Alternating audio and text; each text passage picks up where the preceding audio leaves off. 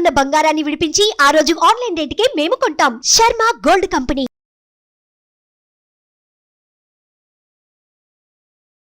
నమస్తే, welcome to Suman TV. ఈరోజు మనతో పాటు ఉన్నారు ప్రముఖ జ్యోతిష్యులు బ్రహ్మశ్రీ నందిబట్ల శ్రీహరి శర్మ గారు.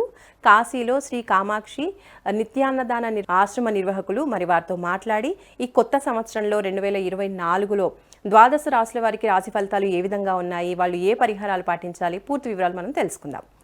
గురుగారు నమస్కారం అండి. వాగర్థావివ సంపృక్తౌ వాగర్థ ప్రతిపత్తయే జగతః పితరౌ వందే పార్వతీ పరమేశ్వరౌ. అన్నపూర్ణే సదా పూర్ణే శంకరః ప్రాణవల్లభే జ్ఞాన వైరాగ్య సిద్ధ్యర్థం భిక్షాం దేహీ చ పార్వతి మాతా చ పార్వతీదేవి పితాదేవో మహేశ్వరః బాంధవా శివభక్తాశ్చ స్వదేశో భువనత్రయం. సదాశివసమారంభాం శంకరాచార్య మధ్యమాం అస్మదాచార్యపర్యంతం వందే గురుపరంపరాం. ఆదిత్యాయ చ సోమాయ మంగళాయ బుధాయ చ గురుశుక్రశనిభ్యశ్చ రాహవే కేతవే నమః. శృంగేరి జగద్గురు పీఠాధిపతులు శ్రీ శ్రీ శ్రీ భారతీ తీర్థ మహాస్వాముల వారికి, శ్రీ శ్రీ శ్రీ విధుశేఖర భారతీ తీర్థ మహాస్వాముల వారికి, కంచి కామకోటి పీఠాధిపతులు శ్రీ శ్రీ శ్రీ విజయేంద్ర సరస్వతి మహాస్వాముల వారికి ప్రణామములు తెలియజేసుకుంటూ కార్యక్రమాన్ని ప్రారంభిద్దాం. గురుగారు, ముందుగా ద్వాదశ రాశుల్లో మేషరాశితో మొదలు పెడదాము. మేషరాశి వాళ్ళకి ఈ కొత్త సంవత్సరంలో ఏ విధంగా ఉండబోతుంది, వాళ్ళు ఏ ఏ పరిహారాలు చేసుకుంటే ఈ సంవత్సరం వాళ్ళకి బాగా కలిసి వచ్చే అవకాశాలు ఉన్నాయో తెలియజేస్తారా? ముందుగా మేషరాశి వారికి ఈ 2024వ సంవత్సరం ఆంగ్ల నూతన సంవత్సరంలో ఎలా ఉంటుందో తెలియజేసుకుందాం. వీక్షించేటువంటి సుమన్ టీవీ ప్రేక్షకులకి 2024 ఆంగ్ల నూతన సంవత్సర శుభాకాంక్షలు. అయితే ప్రేక్షకులకి ఒక సందేహం ఉండవచ్చు.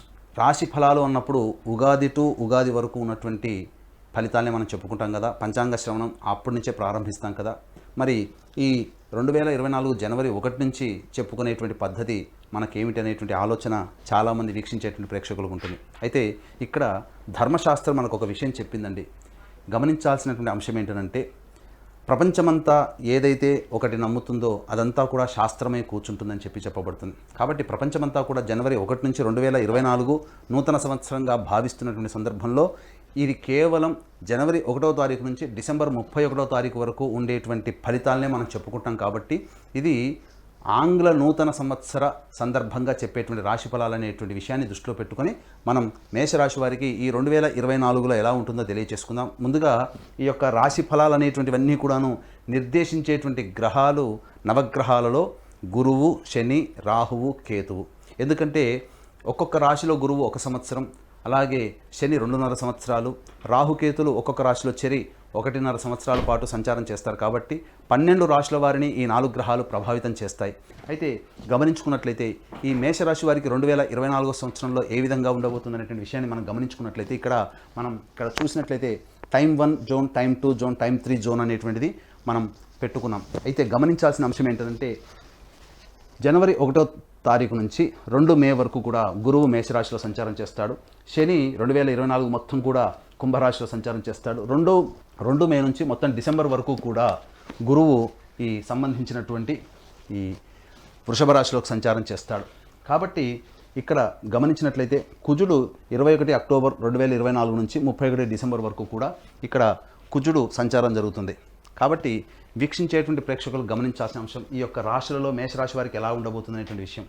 ఇక్కడ గమనించుకున్నట్లయితే మేషరాశి వారికి సంబంధించి ప్రధానంగా గురువు రాశిలోనే సంచారం చేయడం, ఈ కారణం చేత గురుబలం ఉన్నప్పటికీ కూడా శని యొక్క వీక్షణ 1వ తారీఖు మే వరకు ఉండడం కారణం చేత ఈ మేషరాశి వారు కొన్ని ఇబ్బందికర పరిస్థితులు అనేటువంటివి వస్తాయి. ముఖ్యంగా అనుకున్న పనులలో ఆలస్యం అనేటువంటిది జరుగుతుంది.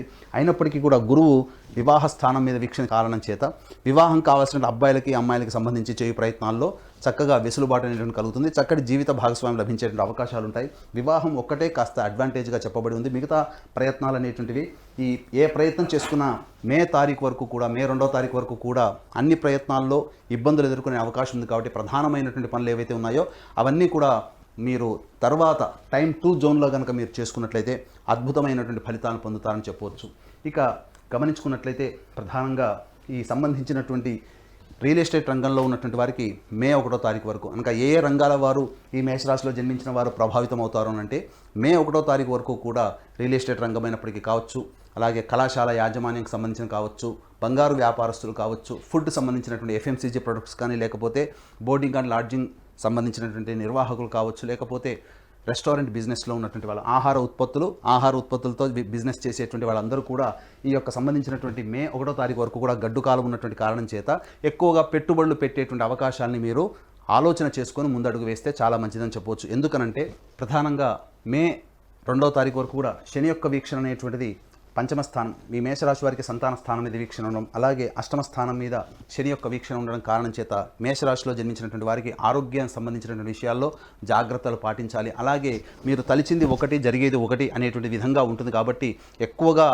ఆలోచనలతోనే వృధా కాలయాపన జరిగేటువంటి అవకాశము, సంతానపరమైనటువంటి ఇబ్బందులు కలిగేటువంటి అవకాశం ఉంటుంది, సంతానం గురించి చింత చేసేటువంటి అవకాశం ఉంటుంది. అంతేకాకుండా మనస్సు చంచలంగా ఈ మే 2వ తారీఖు వరకు ఈ మేషరాశి వారికి ఉంటుంది కాబట్టి తగు జాగ్రత్తలు పాటించాల్సినటువంటి పరిస్థితి.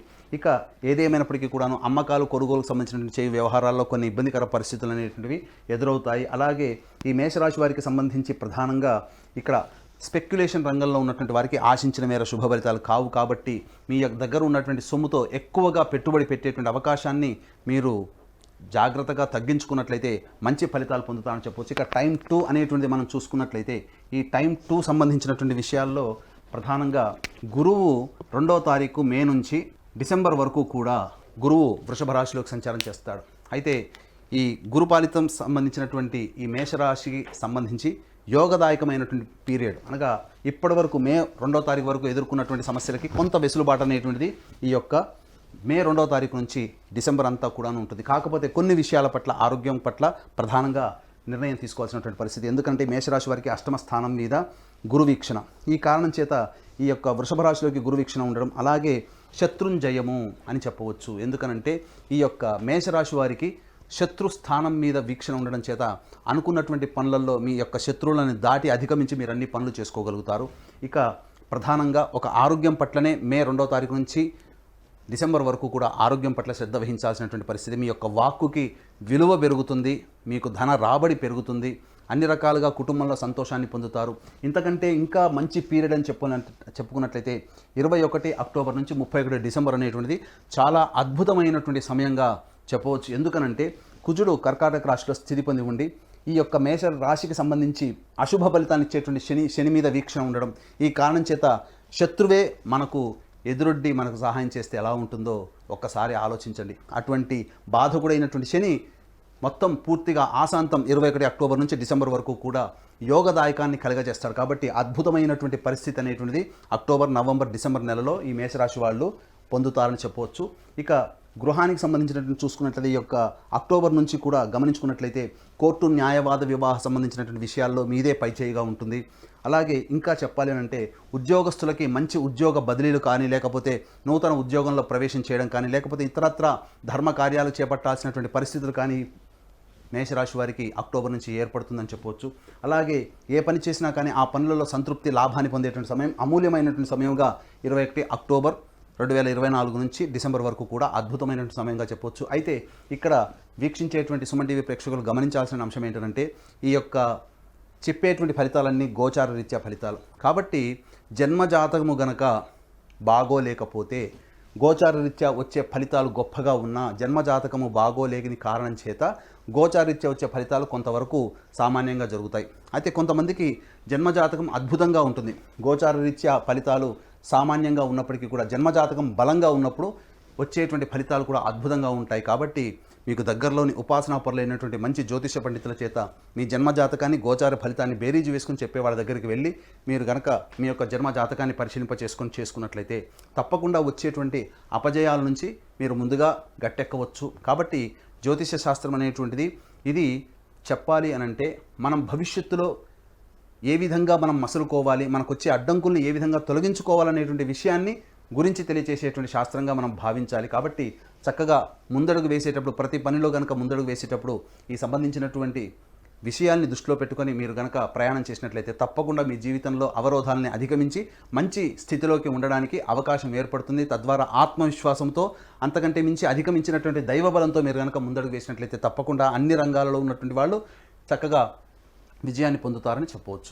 గురుగారు, మరి మేషరాశి వాళ్ళకి సంవత్సరం అంతా కూడా అనుకూలంగా ఉండాలి అంటే వాళ్ళు ఏ దేవత ఆరాధన చేస్తే బాగుంటుందంటారు?